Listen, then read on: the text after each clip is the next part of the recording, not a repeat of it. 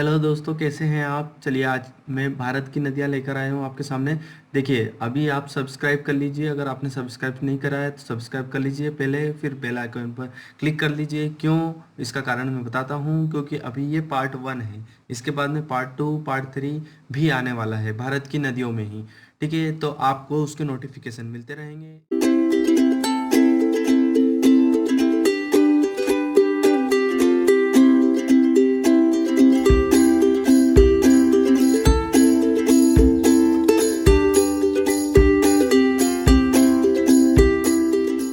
शुरू करते हैं। आज हम कौन कौन सी नदियां हैं आज हमारे पास पार्ट 1 में। तो हमारे पास है सिंधु, झेलम, चेनाब, रावी, सतलुज, व्यास, गंगा और यमुना। तो यहाँ पर जो ऊपर नदियां दिख रही है आपको, सिंधु, झेलम, चिनाब, रावी, सतलुज, व्यास और गंगा। तो ये जो नदियां आ रही है ये गंगा और यमुना को छोड़ के ये जो बाकी नदियां हैं ये कहीं ना कहीं जुड़ी हुई है जम्मू और कश्मीर वाले रीजन से। ठीक है, तो यहाँ पर जो गंगा और यमुना है ये उत्तर प्रदेश वाले रीजन में आती है। तो सिंधु, झेलम, चिनाब, रावी, सतलुज, व्यास हम पहले देख लेते हैं क्विक। चलिए, Sindhu, what is the Sindhu. Sindhu क्या है, एक सिंधु रिवर है। ये काफ़ी इसकी बहुत ही पुरानी हिस्ट्री है। हम डिटेल में नहीं जाएंगे, अभी हम ऊपर ऊपर देख रहे हैं। बाकी मैं डिटेल में और भी वीडियो लेके आऊँगा। तो जुड़े रहिएगा चैनल के साथ में, सब्सक्राइब कर लीजिएगा और बेल आइकन पर क्लिक कर दीजिएगा। चलिए देखते हैं। ये सिंधु नदी जो है ये अरबियन सी से निकलती है। अरेबियन सी हमारा अरब सागर जो बोलते हैं हम। ठीक है, पाकिस्तान जुड़ा हुआ है उससे, अफगानिस्तान जुड़ा हुआ है उससे, और भी ओमान वगैरह जुड़े हुए हैं, गुजरात भी जुड़ा हुआ है। ठीक है, तो ये पाकिस्तान के कराची वाला जो शहर है, कराची वाला जो रीजन है वहाँ सर ये वहाँ से ही है। और जो है ये स्टार्ट तो ये हिमालय से होती है, लेकिन एंड कहाँ पे होती है, अरेबियन सी में होती है। चलिए देखते हैं इसकी लंबाई कितनी है। इसकी लंबाई है हमारी 2880 किलोमीटर। ठीक है, मतलब स्टार्टिंग पॉइंट जो एंड पॉइंट है उसकी टोटल लंबाई कितनी है, 2880 किलोमीटर है। ये यहाँ पर पाकिस्तान में ज़्यादातर उसका एरिया पाकिस्तान में है, जम्मू और कश्मीर में भी कुछ एरिया है। ठीक है, इसकी जो टेरिटरीज है, ठीक है, नदी की जो वो लाहौर में है। ठीक है, दिख रही है आपको यहाँ पर। उद्गम स्थल इसका देख लेते हैं, मानसरोवर झील के निकट। ठीक है, मानसरोवर झील जो आप हमारा आता है उसमें काफ़ी कुछ अभी इशू भी होंगे करंट में। आपने सुना होगा ये जो लिपू लेक वगैरह, और जो नेपाल उस पर क्लेम कर रहा है एरिया पे, वही वाला मानसरोवर। ठीक है, कैलाश मानसरोवर जिसको हम बोलते हैं। हमारा जो है एक तरह से तीर्थ स्थल है वो, हिंदू हिंदू हिंदू लोगों के लिए हमारे भारत से बहुत सी जाते हैं वहाँ पर। तो वहाँ से ये इसका उद्गम स्थल है। वहाँ के निकट एक मानसरोवर झील है। ठीक है, उस झील से निकलती है, जाती है सीधी कहाँ पर, जम्मू कश्मीर में। अभी जो लद्दाख वाला रीजन है फिर जम्मू कश्मीर में जाती, जम्मू वाले रीजन में जाती है, और फिर वहाँ से सीधी ये पाकिस्तान होती हुई, कराची होती हुई सीधी अरेबियन सी में चली जाती है। सहायक नदी की बात कर लें हम इसकी, तो ये तिब्बतन रीजन में अगर देखें तो सतलुज, व्यास व्यास भी आती है इसकी, झेलम भी आती है, चिनाब भी आती है, रावी। ठीक है, सिंगार, गिलगित, श्योक जम्मू और कश्मीर में है, श्योक। ठीक है, लेह। ठीक है, तो ये यहाँ पर इसकी क्या है, सहायक नदियाँ हैं जो बहुत ही छोटी होती है। हमको उसके स्तर पर नहीं आना है, बस नाम याद रखिए आप। चलिए झेलम की बात कर लेते हैं। झेलम में क्या होता है, ये एक तरह से जो हमारी सिंधु नदी है, देखिए यहाँ पर मैंने जो बताया था आपको सिंधु नदी के बारे में। ये देखिए, ये यहाँ पर जो इसके ट्रिब्यूटरीज है उसी में से एक क्या है, झेलम है। ठीक है, तो झेलम की लंबाई कितनी है, 720 किलोमीटर है। यहाँ पर आपको दिख रहा होगा झेलम, दिख रही है कहाँ पर है झेलम। ठीक है, देखिए मैं बता देता हूँ झेलम कहाँ पर है। झेलम आपको दिख रही होगी साफ साफ। ठीक है, तो ये जो झेलम है, झेलम नदी, ये यहाँ पर 720 किलोमीटर की है। उद्गम स्थल इसका देख लेते हैं, शेषनाग झील।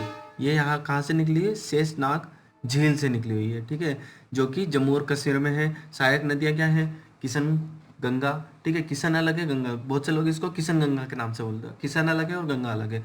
ठीक है, पूंछ, लिदार, करेवाल, सिंधु, जम्मू कश्मीर। ठीक है, ये यहाँ पर सहायक नदियाँ निकलती है। ज़्यादातर मैंने बताया था आपको जम्मू कश्मीर से ही रिलेटेड है। इसके बाद में चिनाब की बात कर लेते हैं। ठीक है, चिनाब देखिए, ये जो है ये चिनाब वाला है रीजन।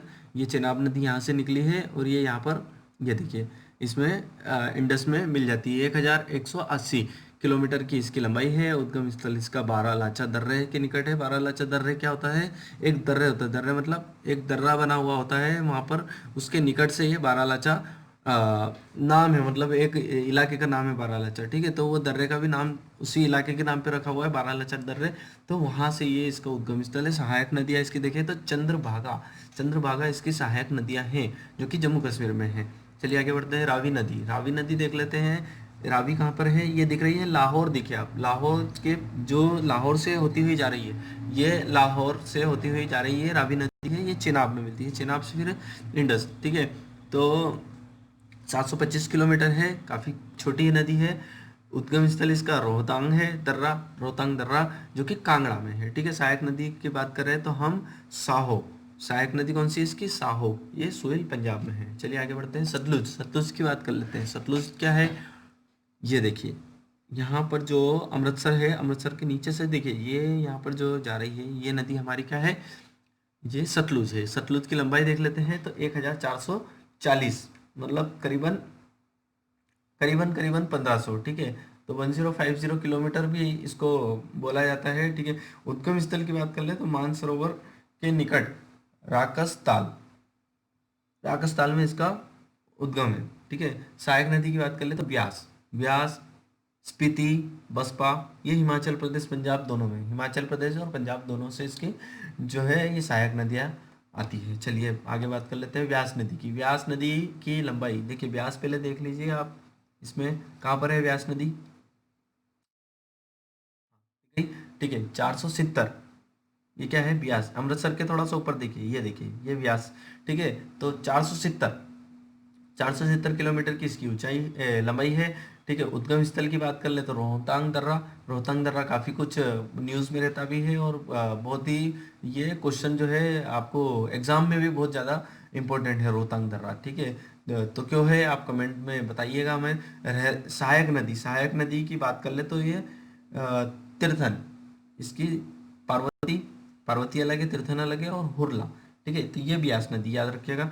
चलिए गंगा नदी, हाँ, गंगा नदी बहुत बड़ी नदी है, ठीक है। गंगा को हमारी माँ गंगा के नाम से भी जाना जाता है, ठीक है। आपके घर में जो गंगा नदी, देखिए नदियाँ जो होती है ना, ये बहुत ही हमारे मान्यता है, भारत में तो मान्यता है, बाहर के देशों में भी नदियों में मान्यता होती है, ऐसा नहीं है, ठीक है। भारत में काफ़ी कुछ मान्यताएं हैं इसकी, ठीक है। धर्म धर्म से जुड़ी हुई है, धार्मिक मान्यता है, और भी देखिए जीवन दायिनी होती है नदियाँ, ठीक है। तो गंगा नदी को हमारा इसमें क्या होता है? पूजते हैं। क्यों? क्योंकि इसका पानी जो है वो इवोपरेट नहीं होता है, ठीक है। आपने देखा होगा आपके घरों में एक बोतल में या फिर लोटियों में गंगा नदी का जल जो है आपके इसमें वाटर जो है रखा जाता है, ठीक है।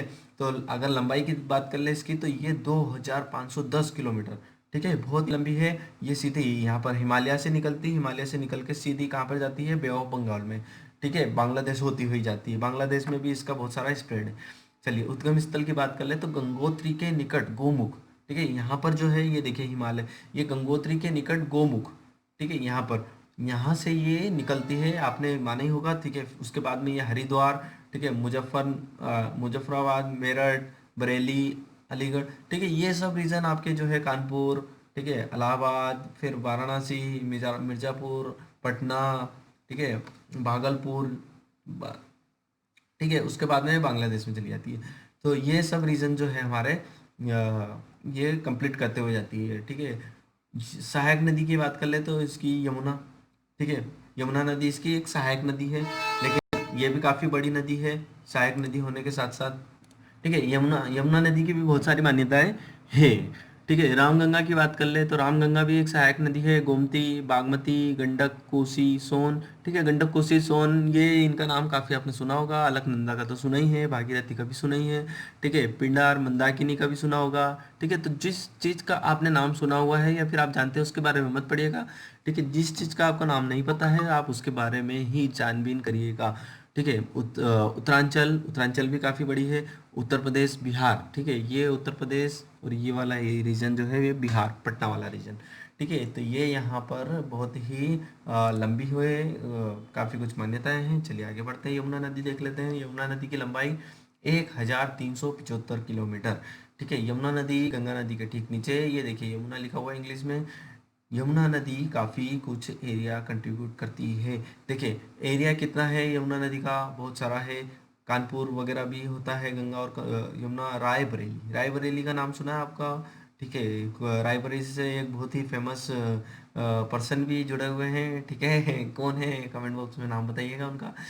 तो चलिए उद्गम स्थल देख लेते हैं। यमुनोत्री ग्लेशियर, यमुनोत्री ग्लेशियर जो है इसका उद्गम स्थल है। ये देखिए यहाँ पर ये यमुनोत्री ग्लेशियर है, ठीक है। ये तो हिमालय से आती है। यमुनोत्री ग्लेशियर भी पार्ट है हिमालय का, ठीक है। सहायक नदी की बात कर लेते हैं, चंबल।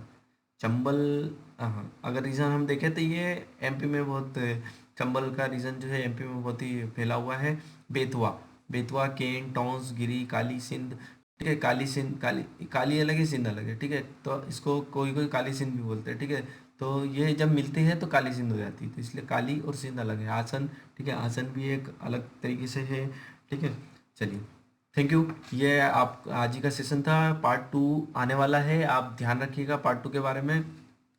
पार्ट 2 हमारा बहुत ही जल्दी आने वाला है, आप ध्यान रखिएगा। उसमें जैसे आज मैंने सिंधु, झेलम, चिनाब, रावी, सतलुज, ब्यास, गंगा, यमुना इनकी बात करी थी, मैं उनको भी इसके बाद में जो आने वाली नदियां हैं बहुत ही इंपॉर्टेंट नदियां हैं। तो आप सब्सक्राइब कर लीजिएगा चैनल को और बेल आइकन पर क्लिक कर लीजिएगा। देख, बेल आइकन पर क्लिक करवाने का मकसद ये होता है कि जो भी नोटिफिकेशन आते हैं नेक्स्ट वीडियो के, वो आपसे मिस ना हो, और मिस मत करिएगा। देखिए, पढ़ाई पूरी करिएगा तो पूरी कंप्लीट होना चाहिए, तो आधी अधूरी पढ़ाई किसी काम की नहीं होती है, ठीक है। तो आज का सेशन हम यहीं समाप्त करते हैं। बनिए रहेगा चैनल के साथ में। Thank you, thank you so much.